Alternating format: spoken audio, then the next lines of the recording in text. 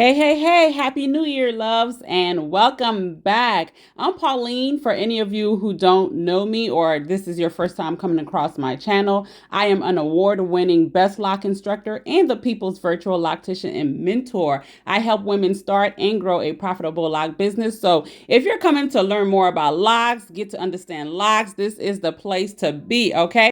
Okay, so let's just jump right into this video. So in this video, I am going to talk about how I would lock wavy hair if I were locking the hair. As you can see, I'm not going to do a tutorial on how to lock hair. I'm just going to tell you what I would do to lock hair. And while I'm giving you information, I am going to be detangling her hair, and you get tips on how I detangle loose natural hair as well. So you can see her hair is very matted up. So my niece did her hair and left the back out, and so this is what happens after, I think this was 2 or 3 days, maybe 4 days of not being combed while the back was out. The front was braided. So her hair mats up very easily. So, if she were to lock, if you have hair like this, if you were to lock, locking wouldn't be a problem, because locking is just matted hair, right? It's hair that mats together, and how the technique you choose to use to lock the hair is going to determine how the hair lock and how it looks as it is locking. But at the end of the day, lock hair is just matted hair that just mat together and create a lock and create a cylindrical lock. Okay, so that's pretty much overall, if you just look at the general of what lock is, that's what it is. Okay, so I am going to be detangling her hair while I talk about what my process would be if I were to lock her hair. And so you will also get some detangling tip. So this is the conditioner. I use a leave-in conditioner to detangle her hair. I like to soften up the hair to detangle it, because it just makes it easier to work through the hair. Now, this leave-in conditioner that I am using is a leave-in conditioner that all my lock girls use, okay? All my leave-in conditioners are really helpful for softening the hair and helping you to detangle the hair. And the beauty of it is that you're able to detangle the hair and reduce the breakage and shedding when you use a leave-in conditioner. So I love using my leave-in conditioners to detangle her hair. So a lot of you guys be in my DM asking me, can you use my leave-in conditioners on loose natural hair? Absolutely.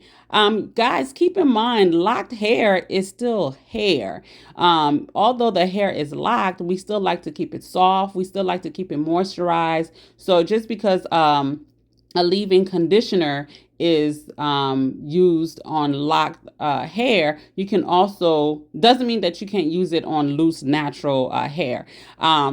I use this leave-in conditioner to detangle her hair, to give it shine, to moisturize her hair. So if you are a loose natural and you're looking for something that gives you shine, that refreshes your curls, that's going to moisturize and hydrate your curl, baby, these leave-in conditioners for you too. It's not just for the lock girls, okay? So if you have loose hair, you can use it too. So I use it to detangle, give it shine, soften it up.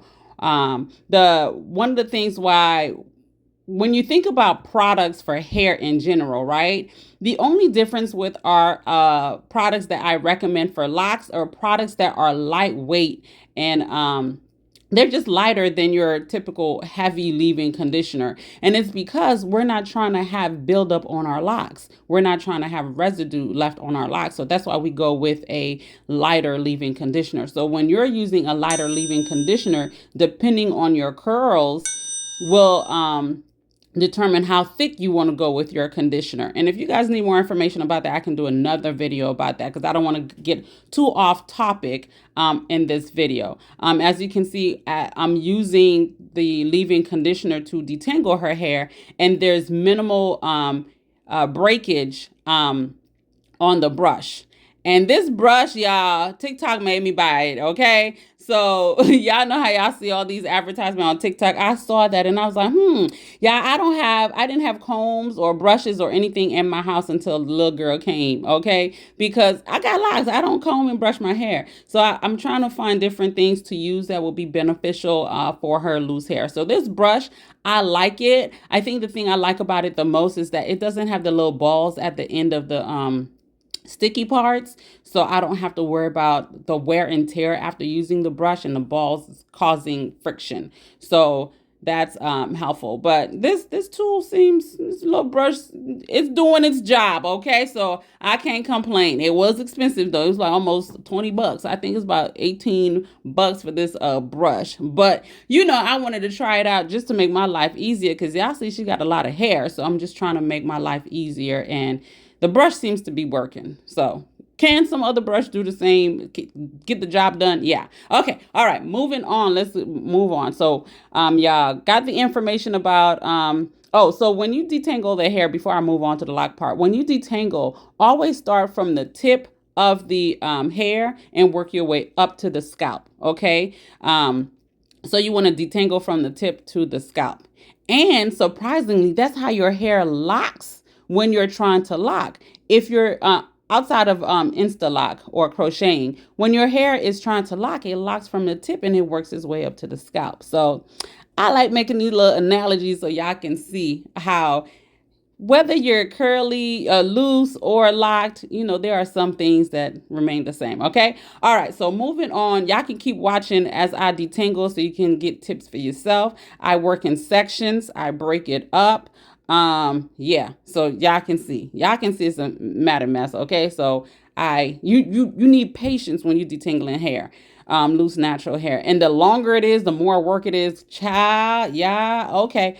All right, let me move on. Okay, so if you have hair like this, right? Because I went live the other day and I had a viewer ask me, she's biracial, how, you know, what's the best way to lock her hair? What can she do? Different things like that. So whether you're biracial or not, if you have hair that's more on the wavy side or straighter side, if I were to lock your hair, right? Now, keep in mind, like I said, I don't know if I mentioned this already. There are several ways you can start the locking process, but there's only 3 ways you can maintain the locking process. The 3 ways you can maintain the locks is to interlock it, palm roll it, or crochet it. Now, if you want to throw a 4th one in there, which is to let it free form, free whatever, then I guess that would be a 4th one. But as far as maintenance, where you gotta do some work, those are the 3 ways you would maintain the locks. Okay. But when it comes to starting your locks, there are several ways you can start your locks. So for me, if I were to lock hair like this, I would probably just use 2 different locking methods, and I will explain each one of them and why. So one of the first locking method I would prefer to use would be the instant locking method, which is the crocheting. You would use the crocheting technique to lock this. And the beauty about using the instant locking, the Instaloc method or the crocheting method is because it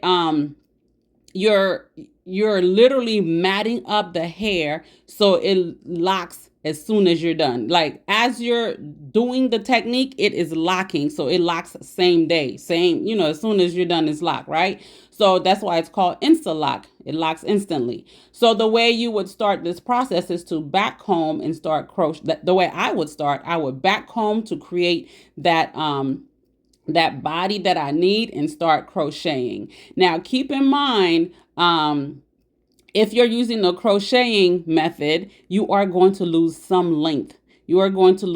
So baby girl here is, her hair is tail to her tailbone. So if she were to use if we were to do the crocheting method, her hair would shrink to about bra strap, right? So you lose a lot of length when you have hair like this and you're crocheting. Now, y'all see, not a lot of shedding, right? Okay, going back. So If you were to now, if you have a tighter curl pattern, you're not having to back comb, so you're not going to lose that much length. Okay, but you can see she's going to lose length because we would have to back comb with her hair.